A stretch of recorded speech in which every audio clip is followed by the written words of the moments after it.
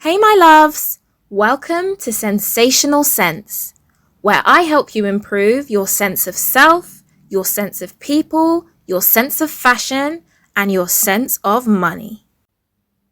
If you're new here and you haven't yet subscribed, fix that now by hitting the bell and join the growing community of sensational ladies all over the world.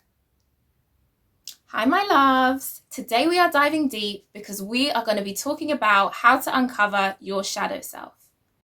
The concept shadow self was developed by psychologist Carl Jung, and in layman's terms, it's basically the part of your personality that you repress, the part of yourself that you're not consciously aware of. Your shadow can be either good or bad, but the main thing to remember is it contains parts of yourself that you don't own up to. Uncovering your shadow self is the only way to becoming an integrated person, which basically means a person who owns all parts of themselves and acknowledges who they are fully. Only then can you reach your full potential, when you own all aspects of your personality, the good, the bad, and in between.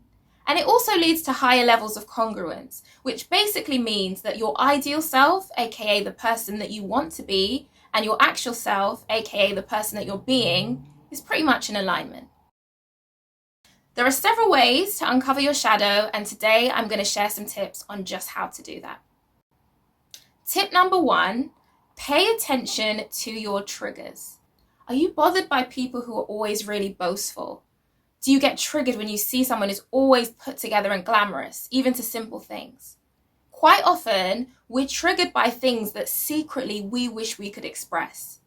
Maybe the reason the glamorous lady bothers you is because there's a part of yourself that wishes you could show up in that way, that wants to give yourself permission to show up in that way.